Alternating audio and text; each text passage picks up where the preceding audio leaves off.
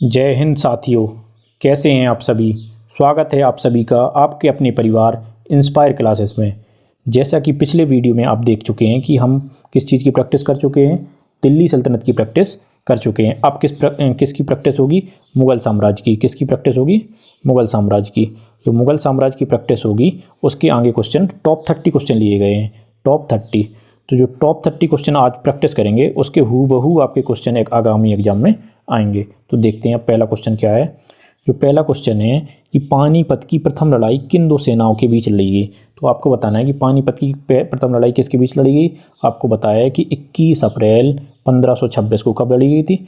आपको इसकी डेट भी याद रखनी है क्योंकि ये महत्वपूर्ण युद्ध है। 21 अप्रैल 1526 को बाबर और इब्राहिम लोदी की मध्य लड़ी गई पानीपत की प्रथम लड़ाई। तो आपका आंसर कौन सा हो जाएगा, बाबर और लोदी साम्राज्य के बीच लड़ेगी। तो बाबर तो हैं और लोदी साम्राज्य की अंतिम शासक कौन हुई, आपके इब्राहिम लोदी।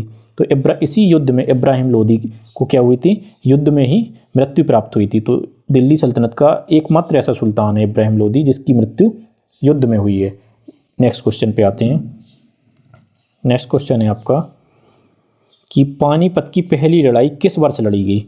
अभी आपको बताया कि पानीपत की पहली लड़ाई कब लड़ी गई, 1526 ईस्वी में। और एक चीज़ और पूछा जाता है कि पानीपत की लड़ाई में किस पद्धति का प्रयोग किया गया था बाबर के द्वारा, क्योंकि इब्राहिम लोदी की सेना बहुत बड़ी सेना थी। तो इब्राहिम लोदी की सेना बहुत बड़ी थी, तो उसने किस पद्धति का प्रयोग किया था, उसने प्रयोग किया था तुलुगमा पद्धति का। जिसमें तुलुगमा पद्धति क्या होती है आपकी, तुलुगमा पद्धति, तुलुगमा जो तुलुगमा पद्धति है आपकी, उसमें क्या होता है, एक तरफ पानीपत कहाँ है आपका, हरियाणा में। एक तरफ थी आपकी यमुना नदी और एक तरफ क्या है, इसने खाई खुदवाई थी बाबर ने। और यहाँ सामने उसने तोप लगा दी थी, ऐसे तोपें सजा दी थी। इस तरफ छोटी सी जगह से आ रही थी किसकी, इब्राहिम लोदी की सेना। यहाँ इसकी सेना लगी हुई थी बाबर की। तो ये विधि क्या कहलाती है, तुलुगमा पद्धति। और तोपें किस विधि से सजाई हुई थी, तोपें सजाई थी उस्मानी विधि से। कौन सी विधि से, इसी में मतलब कहा जाता है कि बाबर ने सबसे ज़्यादा गोला बारूद का प्रयोग कौन सी युद्ध में किया था, पानीपत की युद्ध में किया था। और दो इसके महान तोपची हुए हैं, उनका भी आप नाम याद रख लें। वो है, पहले हैं उस्ताद अली और दूसरे का नाम है मुस्तफ़ा खां। अब आप भूलना नहीं। नेक्स्ट क्वेश्चन पे आते हैं। नेक्स्ट क्वेश्चन है आपका कि भारत में सबसे पहले तोप खाने का प्रयोग किसने किया। अभी हमने बताया इससे पहले ही किसने किया आपका, भारत में सबसे पहले। आंसर हो जाएगा आपका करेक्ट, बाबर। नेक्स्ट क्वेश्चन पे आते हैं। नेक्स्ट क्वेश्चन है आपका कि खानवा के युद्ध में बाबर द्वारा पराजित किया जाने वाला राजपूत शासक कौन था। कि कौन सा युद्ध है ये, खानवा का युद्ध। एक आप देखो 1526 में एक युद्ध लड़ा, एक 1527 में लड़ा, एक 1528 में लड़ा और एक 1529 में लड़ा बाबर ने। और 1530 में फाइनली इसकी मृत्यु हो गई थी। तो याद रखें कि 1526 में कौन सा लड़ा गया, पानीपत का युद्ध।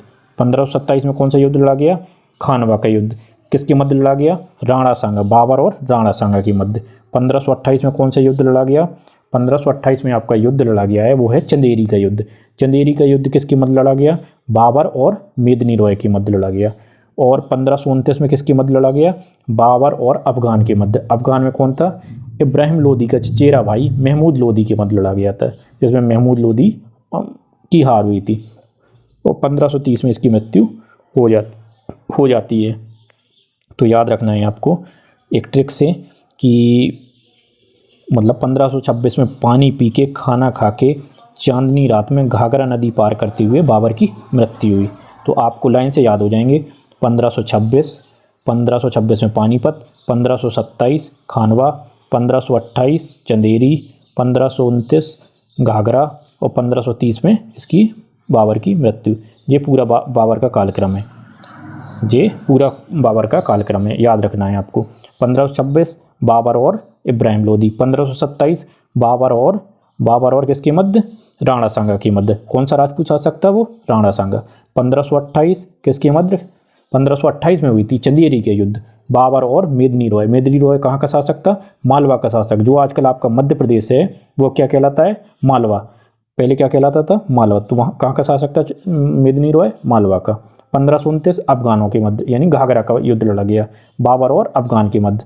अफगानों में कौन लड़ रहा था, इब्राहिम लोदी का चचेरा भाई महमूद लोदी। और 1530 में फाइनली इसकी डेथ हो गई। नेक्स्ट क्वेश्चन पे आते हैं। नेक्स्ट क्वेश्चन है आपका, इसको ऐसे चाहे याद कर लीजिए, लिखवाए दे रहे 1526, 1527, 1528 और 1529। ये है आपका पानीपत का प्रथम युद्ध। 1528 खानवा का, 1529 कौन सा है, चंदेरी का, 1528 चंदेरी का, 1529 घाघरा का युद्ध। ये किसकी मध्य, बाबर सब में है। इसमें आपका इब्राहिम लोदी, इसमें आपका क्या आ जाएगा, इसमें आपका 1527 में राणा सांगा आ जाएगा, 1529 मेदिनी रॉय, 1528 मेदिनी रॉय, 1529 क्या आ जाएगा आपका अफ़गानों के मध्य। अफ़गान में कौन था, महमूद लोदी। नेक्स्ट पे आते हैं क्वेश्चन पे। नेक्स्ट क्वेश्चन है आपका 1540 ईस्वी में किस युद्ध के पश्चात हुमायूं को हिंदुस्तान से बाहर कर दिया गया था। किसको, हुमायूं को। बाबर का जो लड़का हुआ वो कौन था, हुमायूं। बाबर के 4 बेटे हुए, हुमायूं, कामरान, अस्करी और हिंदाल। तो हुमायूं कहाँ का शासक था, आपके दिल्ली का शासक था। तो हुमायूं को किस युद्ध से, मतलब हिंदुस्तान से बाहर कर दिया गया था। आप जानते हैं, आपको बताया है कि हुमायूं को किस युद्ध से कर दिया गया था। तो हुमायूं को जो पिछली वीडियो में हमने आपको बताया था कौन कौन से युद्ध लड़े गए। एक लड़ा गया है 1539, कौन सा युद्ध, चौसा का युद्ध, 1539 चौसा का युद्ध। 1540 बिलग्राम या कन्नौज का युद्ध, कन्नौज या बिलग्राम का युद्ध। पिछले वीडियो में हमने इसको भी डिस्कस किया है। अगर आपने पिछला वीडियो नहीं देखा है तो एक बार आप पिछला वीडियो भी देख लें, दिल्ली सल्तनत का। तो 1539 में चौसा का युद्ध हुआ, जिसमें शेर शाह ने या शेर खान, बाद में उसका नाम शेर शाह पड़ गया था, पहले क्या था, शेर खान ने क्या किया था, इस युद्ध में पहली बार पराजित किया था। किसको, हुमायूं को। और हुमायूं अपनी जान बचाने के लिए नदी में कूद गया था। जिसकी मदद किसने की थी, निजाम, एक नाविक था जिसका नाम क्या था, निजाम था। तो फिर किसने, हुमायूं ने उसको एक दिन का क्या बनाया था, बादशाह बनाया था। और 1540 कन्नौज या बिलग्राम, इसी को कन्नौज बोला जाता है या बिलग्राम बोला जाता है। इस युद्ध में फाइनली इसकी हार हुई थी हुमायूं की, और मुगल साम्राज्य समाप्त हो गया था यहाँ से। और कौन सा वंश चालू हो गया था, सूरी वंश। सूरी वंश को क्या कहा जाता है, द्वितीय, दूसरा अफगान वंश भी कहा जाता है। नेक्स्ट क्वेश्चन पे आते हैं। तो इसका आंसर कौन सा हो जाएगा, इसका आंसर जे कन्नौज सही हो जाएगा। दिल्ली में हुमायूं का मकबरा किसने बनवाया। अब आपको बताना है कि हुमायूं का मकबरा किसने बनवाया। तो हुमायूं का मकबरा किसने बनवाया, उसकी एक बेगम हुई हाजी बेगम ने क्या बनवाया था, इसका मकबरा। और पूछा जाता है कि हुमायूं की जीवनी किसने लिखी। तो इसकी बहन का नाम क्या था, गुलबदन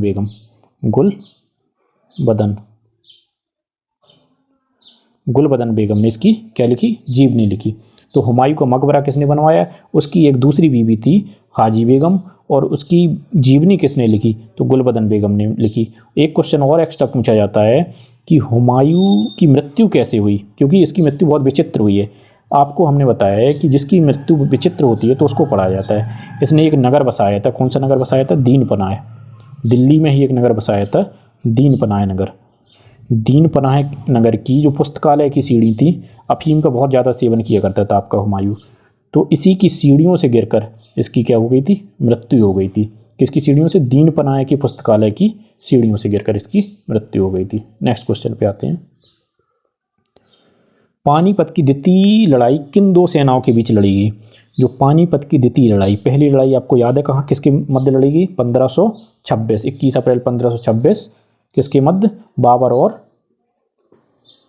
और इब्राहिम लोदी के मध्य लड़ी गई। पानीपत की द्वितीय लड़ाई किसके मध्य लड़ी गई, 1556 में लड़ी गई। ये दूसरी लड़ाई आपकी किसके मध्य लड़ी गई, अकबर और हेमू के मध्य लड़ी गई।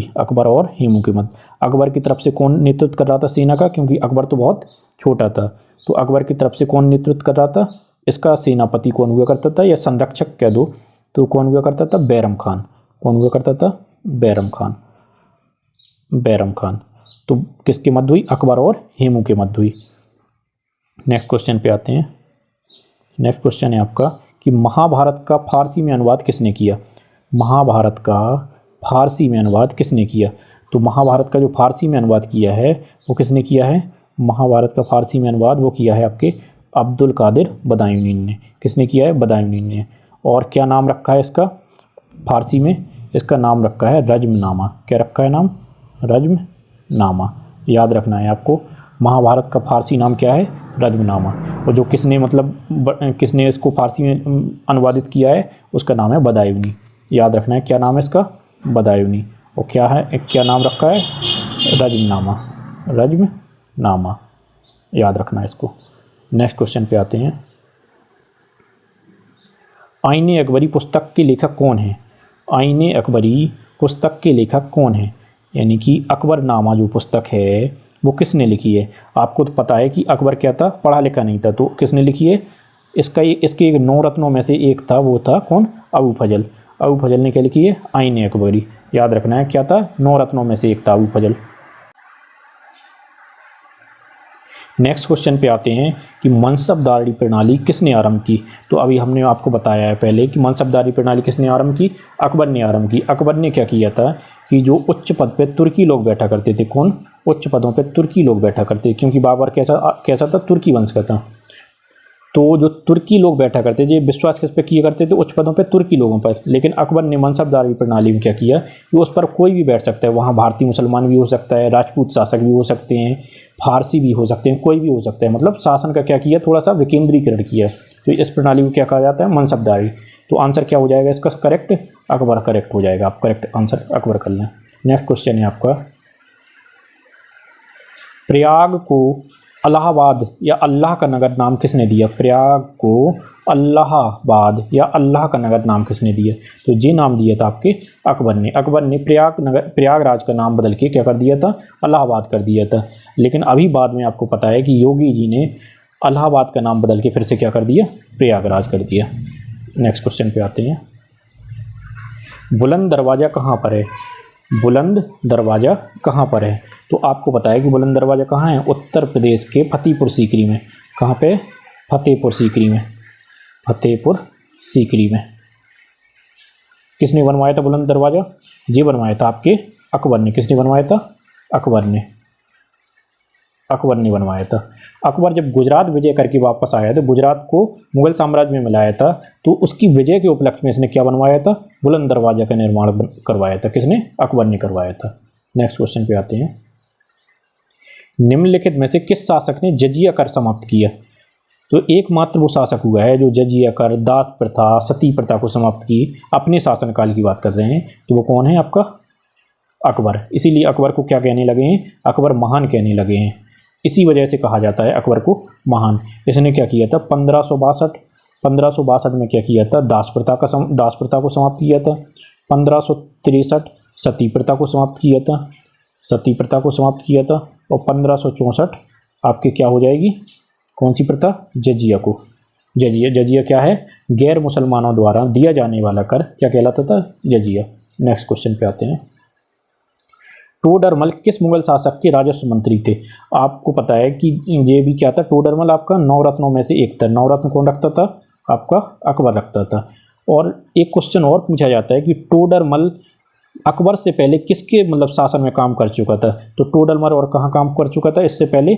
शेरशाह के यहाँ। शेरशाह के यहाँ क्या था? ये वित्त मंत्री हुआ करता था। क्या हुआ करता था? वित्त मंत्री। वित्त मंत्री। और अकबर के यहाँ भी क्या कौन सा मंत्री था? राजस्व मंत्री था। वित्तीय मंत्री था। नेक्स्ट क्वेश्चन पे आते हैं। अकबर के दरबार में सबसे प्रसिद्ध संगीतकार तानसेन का मूल नाम क्या था? ये भी 9 रत्नों में से एक था। तानसेन का नाम क्या था? याद रख लें आप, रामतनु पांडे। नेक्स्ट क्वेश्चन पे आते हैं। दीन इलाही एक नया धर्म निम्नलिखित में से किसके द्वारा शुरू किया गया? दीन इलाही। तो आप जानते हैं कि दीन इलाही एक नया धर्म किसने चलवाया था? अकबर ने चलवाया था। तो जो दीन इलाही धर्म को अपनाने वाला एकमात्र हिंदू शासक कौन था? आपका बीरबल था। कौन सा? राजा बीरबल। राजा बीरबल। बीरबल को मतलब एकमात्र हिंदू शासक जिसने दीन इलाही धर्म अपनाया था वो कौन था? एकमात्र हिंदू बीरबल था। नेक्स्ट क्वेश्चन पे आते हैं। अकबर के एकमात्र किस दरबारी ने दीन इलाही को स्वीकार किया था? अभी हम बता चुके हैं किसने किया था? बीरबल ने किया था। नेक्स्ट क्वेश्चन पे आते हैं। नूरजहां किस मुगल शासक की पत्नी थी? नूरजहां आपके किस मुगल शासक की पत्नी थी? तो नूरजहां किसकी पत्नी थी? जहांगीर की पत्नी थी। तो नूरजहां की माता का नाम क्या था? क्वेश्चन आता है कि नूरजहां की माता का नाम क्या था? अस्मत बेगम। क्या नाम था? अस्मत बेगम। अस्मत बेगम को इसलिए पढ़ना है क्योंकि अस्मत बेगम ने ही इत्र का निर्माण किया था। इत्र का निर्माण किससे? गुलाब की पत्तियों से। गुलाब की पत्तियों से इत्र के निर्माण, इत्र का आविष्कार किसने किया था? अस्मत बेगम ने, नूरजहाँ की माता ने। और नूरजहाँ के पिता का नाम क्या था? नूरजहाँ के पिता का नाम था गियास बेग। गियास बेग, जिसको किसकी उपाधि प्राप्ति आप बताएं कमेंट सेक्शन में। जिसको उपाधि प्राप्ति एतमादुद्दौला की उपाधि प्राप्ति। नेक्स्ट क्वेश्चन पे आते हैं। चित्रकारी किसके शासनकाल के दौरान अपने, चित्रकारी जो है किसके शासनकाल के दौरान अपने उच्चतम स्तर पर थी? तो आपको बताना है। तो सबसे पहले आप ये जानें कि साहित्य का स्वर्णकाल किसके काल को कहा जाता है? साहित्य के लिए कहा जाता है अकबर को। किसको? अकबर को। और चित्रकला के लिए, चित्रकला के लिए किसको कहा जाता है? चित्रकला के लिए कहा जाता है आपको जहांगीर को। किसको? जहांगीर को। और स्थापत्य कला या वास्तुकला, स्थापत्य कला या वास्तुकला, सबसे ज़्यादा वास्तुकला या स्थापत्य कला का निर्माण किसके में हुआ? क्योंकि शाहजहाँ के काल में। क्योंकि इसने क्या किया था? आगरा का ताजमहल, दिल्ली का लाल किला बनवाया था। तो चित्रकला का स्वर्णकाल क्या हो जाएगा? क्या हो जाएगा? जहांगीर। तो चित्रकला के स्वर्णकाल का आंसर क्या हो जाएगा आपका? जहांगीर। जहांगीर बिल्कुल सही आंसर है। नेक्स्ट क्वेश्चन पे आते हैं। किस मुगल शासक ने अपनी राजधानी आगरा से कहाँ ले आया था? दिल्ली हस्तांतरित की थी। आगरा से कहाँ? दिल्ली हस्तांतरित की थी। तो वो कौन था? शाहजहाँ था आपका। तो शाहजहाँ कहाँ से कहाँ राजधानी ले आया था? दिल्ली ले आया था। और एक नगर बसाया था शाहजहानाबाद। कौन सा नगर बसाया था? शाहजहानाबाद। वही शाहजहानाबाद आजकल किस नाम से जाना जाता है? पुरानी दिल्ली के नाम से। पुरानी दिल्ली। जो पुरानी दिल्ली है उसी को किस नाम से पहले बसाया था आपके? किसने? शाहजहाँ ने। शाहजहानाबाद के नाम से। नेक्स्ट क्वेश्चन पे आते हैं। शाहजहाँ का प्रसिद्ध तख्ते ताऊत 1739 ईस्वी में कौन ले गया था? आपको पता है कि देखो पूरी स्टोरी इसकी बताएं कि तख्ते ताऊत आपका, तो जब शाहजहानाबाद की स्थापना की किसने? आपके शाहजहाँ ने। तो उसमें एक लाल किला बनवाया। कहाँ पे? पुरानी दिल्ली में लाल किला। लाल किला में दो चीज़ का निर्माण हुआ है। एक था दीवाने आम, जो बहुत ज़्यादा फेमस है, दीवाने आम, और दीवाने खास। दीवाने खास, दीवान ए खास। और दीवाने आम और दीवाने खास, जो दीवाने आम में एक तख्त का निर्माण करवाया गया था पीछे वाली दीवार तरफ। किसका निर्माण कराया गया था? उसका कराया था तख्ते ताऊत का। इस तख्ते ताऊत में एक सिंहासन रखा गया है, उसको बोलते हैं मयूर सिंहासन। मयूर सिंहासन या मयूर सिंहासन, ऐसी वो क्या बोलते हैं? Peacock throne. पिकॉक थ्रोन जो किस वजह से फेमस है? क्योंकि इसमें क्या? प्रसिद्ध कोहिनूर हीरा लगा हुआ है। कोहिनूर हीरा लगा हुआ था। लेकिन आपका कौन आया? नादिर शाह आया। नादिर शाह, फारसी आक्रमक नादिर शाह आया और सब कुछ लूट के ले गया था। और कोहिनूर हीरा को वहाँ से निकाल लिया था नादिर शाह ने। नेक्स्ट क्वेश्चन पे आते हैं। निम्नलिखित में से औरंगजेब का उत्तराधिकारी कौन हुआ? औरंगजेब का उत्तराधिकारी पूछा है। तो औरंगजेब का उत्तराधिकारी, एक बेटे का नाम था मुअज्जम। एक बेटे का नाम क्या था? मुअज्जम। दूसरे बेटे का नाम क्या था? आजम और कामबख्श। मुअज्जम, आजम और कामबख्श। तो जब इनके बीच में उत्तराधिकारी की लड़ाई शुरू हुई तो जो उसका बड़ा बेटा था इसने इसको ख़त्म कर दिया और कामबख्श को ख़त्म कर दिया। और कौन राजा बन गया? तो उत्तराधिकारी कौन हुआ? मुअज्जम। और मुअज्जम ही आपका किस नाम से फेमस हुआ? बहादुर शाह प्रथम। किस नाम से फेमस हुआ? बहादुर शाह प्रथम के नाम से फेमस हुआ।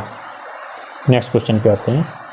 लाल किले का निर्माण किसने कराया है? अभी हमने बताया है कि लाल किले का निर्माण किसने कराया है? शाहजहाँ ने। शाहजहाँ ने दो प्रसिद्ध इमारतें का निर्माण करवाया। एक दिल्ली का लाल किला हो गया और दूसरा ताजमहल हो गया। क्या हो गया? ताजमहल। जो ताजमहल में सफ़ेद संगमरमर लगा हुआ है वो कहाँ से लाए हैं? वो आया था राजस्थान की एक जगह है मकराना। कहाँ से? मकराना से लाया गया था। क्या? सफ़ेद संगमरमर। नेक्स्ट क्वेश्चन पे आते हैं। भारत में बीबी का मकबरा किसका? बीबी का मकबरा, जो औरंगजेब की बीबी थी उसका मकबरा कहाँ पे है? तो औरंगजेब की बीबी का मकबरा कहाँ पे है? औरंगाबाद में। औरंगाबाद में जो मकबरा है जो किसकी तरह बनाया गया है? बिल्कुल ताजमहल की तरह बनाया गया है। इसी को क्या कहा जाता है? भद्दी नकल। क्या कहा जाता है? भद्दी नकल। भद्दी नकल ताजमहल की, किसको? बीबी के मकबरे को। ये बहुत फेमस है बीबी का मकबरा, किस वजह से? इसी वजह से फेमस है। तो किस वजह से फेमस है बीबी का मकबरा? कि ताजमहल की भद्दी नकल की गई है। और बीबी का मकबरा किसके नाम पे है? राबिया बीबी। औरंगजेब की बीबी का नाम क्या था? राबिया बीबी। राबिया बीबी नाम से फेमस थी। और वैसे एक्चुअल नाम क्या था राबिया बीबी का? दिलरास बानो बेगम। क्या नाम था? दिलरास बानो बेगम। दिलरास बानो बेगम। नेक्स्ट क्वेश्चन पे आते हैं। ताजमहल के वास्तुकार कौन थे? मतलब चीफ आर्किटेक्ट कौन थे ताजमहल के? चीफ आर्किटेक्ट का नाम बताना है। तो सोचिए आप। अब देखो, ताजमहल के जो वास्तुकार थे वो कौन थे? उस्ताद अहमद लाहौरी। तो आंसर क्या हो जाएगा? उस्ताद अहमद लाहौरी। ताजमहल के वास्तुकार कौन हो गए आपके? उस्ताद अहमद लाहौरी। अगर पूछा जाए प्रधान मिस्त्री कौन? प्रधान मिस्त्री कौन हुए? प्रधान मिस्त्री कौन हुए? ईसा हुए। उस्ताद ईसा।